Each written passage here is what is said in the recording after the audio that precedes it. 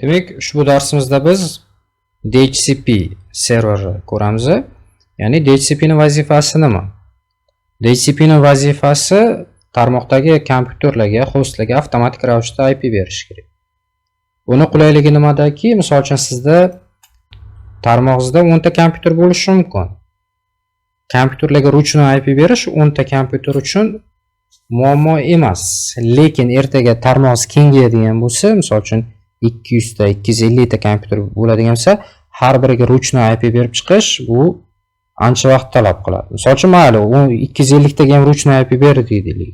Lekin oradan 1-2 oy o'tib, umuman tarmog'i IP-sini, umuman podsetda nomerini umuman o'zgartirmoqchisiz. Yana ruchnoy ish qilish kerak. Bu juda ham noqulaylik tug'diradi. O'shaqa holatlarda sizga DHCP server yordam beradi.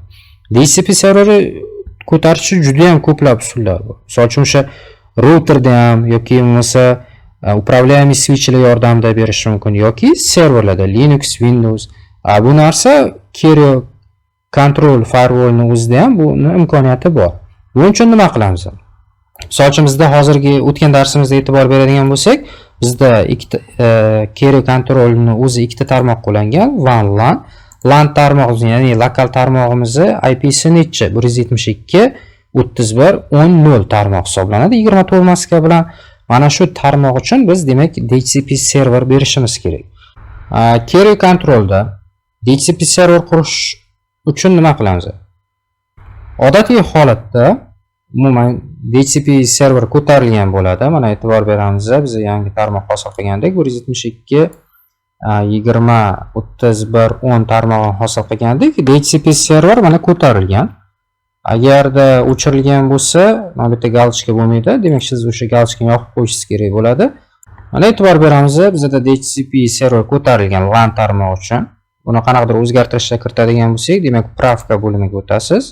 Buning uchun mana e'tibor beramiz, birinchi adres, misol uchun 172.31.10.11 dan boshlangan 1254 gacha. Maska shu 255 oladi. Demak, default gateway, ya'ni shluz sifatida bu barcha o'sha lokal tarmoq sifatida 31.10.1, ya'ni o'sha Kerio Control'ni IP-sini o'zini ko'rsatib qo'yasiz. DNS serveri demak 172.31.10.1 ko'rsatib qo'yishingiz mumkin. Yoki bo'lmasa qanaqadir qo'shimcha adreslar kiritadigan bo'lsangiz, bu yerda nuqtali virgul qo'yib, misol uchun Google ni DNS adreslarini ko'rsatib qo'yishingiz mumkin. Mana shu holatda ham ko'rsatib qo'yishingiz mumkin. Bo'ldi. List time bu Kerio Control tomonidan mana shu hostga beriladigan IP necha kun zanit qilib turiladi mana shular uchun. Ya'ni 4 kun. Pamalchani bu yerda 4 kun turibdi, siz buni ko'paytirib ham qo'yishingiz mumkin. Misol uchun 7 kun uchun ham ko'paytirib qo'yishingiz mumkin. Mana shunaqa holatda ham o'zgartirib qo'yishingiz mumkin. Yana shunaqa holatlar bo'lishi mumkin, исключение holatlari, ma'lum bir IP larni DHCP bermasin.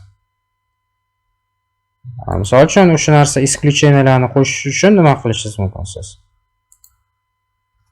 172.20.31.10.11 misol uchun bersin qaysidir kompyuterga.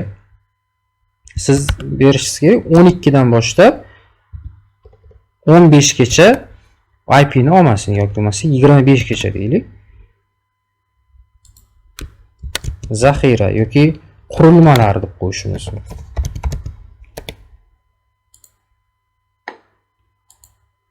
Mana qurilmalar. Okey.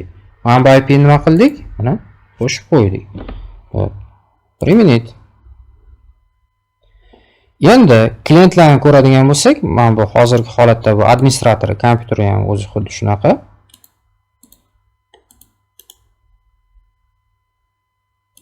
Disable.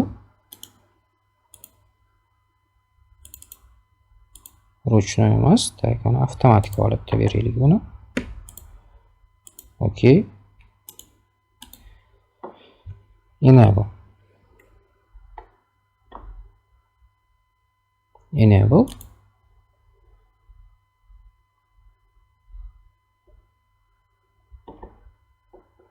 DHCP server.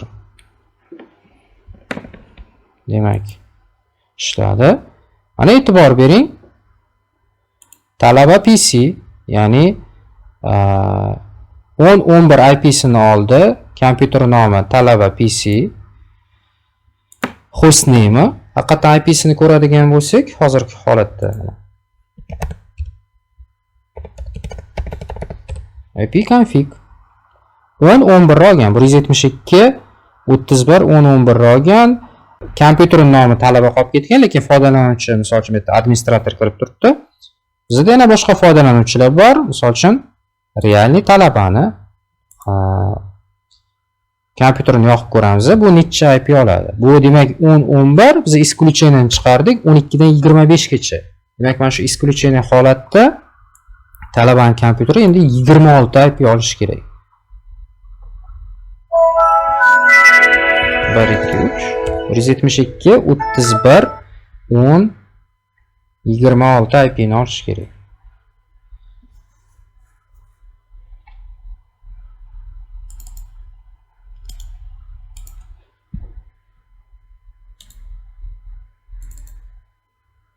Details ko'radigan bo'lsangiz, mana 172 31 10 26 ni olgan. DNS serverlari mana 31 11 4 ta 8884. Endi list time ga e'tibor beramiz. List time ga biz 7 kunga qo'ygandik. Demak, Wednesday, demak 12 dekabrdan 19 dekabrgacha, ya'ni haqiqatda 7 kun vaqtni oldi. Ya'ni 7 kun mana shu kompyuter uchun zabt qilib turadi.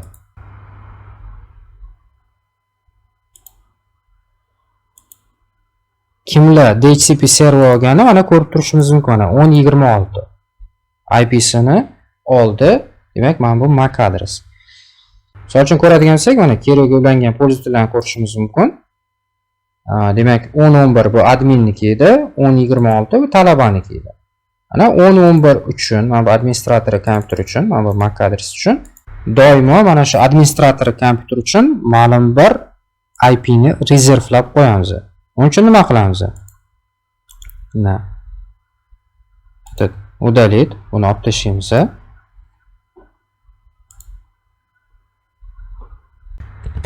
Admin MAC adres. Mana shu MAC adresga 192 168 uzr 172 31 10 222 adresini qo'yamiz va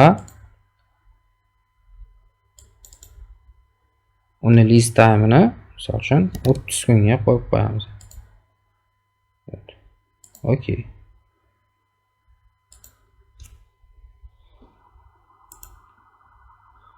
Mana bu admin uchun 1222 IP'sini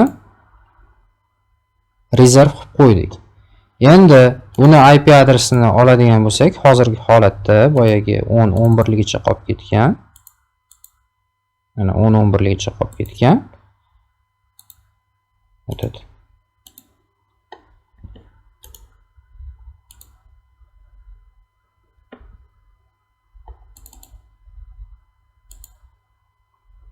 Mana IP ga e'tibor beradigan bo'lsak, 172 31 10 222 olgan. Rezervlash vaqtini ko'radigan bo'lsak ham, mana bu demak 30 kun vaqtni talab qiladi. Bu demak IP har kuni o'zgarmasin desangiz, DHCP server tomonidan mana shunaqa holatda ham berib qo'yishingiz mumkin. Buni nafaqat MAC adresi bo'yicha, balki email host, ya'ni kompyuter nomi bo'yicha ham qo'shib qo'yishingiz mumkin. Demak, biz kompyuterlarga IP adres berishni ko'rdik. Mana shu darsda yana bitta narsani eslatib o'tmoqchiman.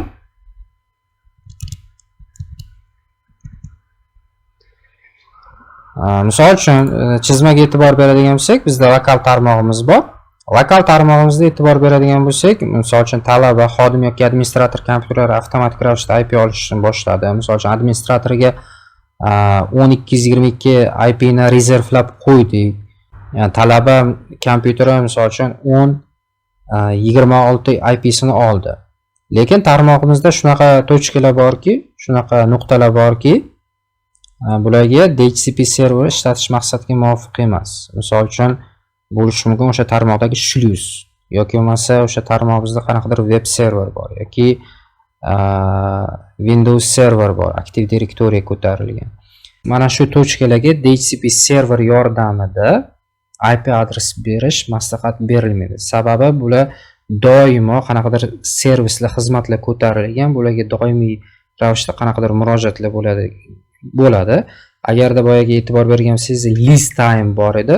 Mana shu list time muddat tugagandan keyin keyingi safar umuman boshqa IP oladigan bo'lsa, servislarga bularda ko'tarilgan servislarga bo'ladigan murojaatlar muvaffaqiyatli bo'lmasligi mumkin. Mana shu narsani esda saqlagan ma'qul. Misol uchun siz ishxonangizda ham bo'lishi mumkin shunaqa serverlar yoki upravляемый switchlar bo'lishi mumkin. Ularda qanaqadir IP qo'yilgan bo'lishi mumkin udalyonni boshqarish uchun yoki boshqa turdagi qanaqadir qurilmalar bo'lishi mumkin, Wi-Fi routerlar. Iloji boricha ularga, demak, DHCP server yordamida IP berish maqsadiga muvofiq emas. Shu narsani yodda saqlaganingiz ma'qul. Demak, biz ushbu darsda Carrier Control firewall yordamida lokal tarmoq kompyuterlariga avtomatik IP berish va ma'lum bir kompyuterlar uchun IP larni rezervlashni ko'rdik.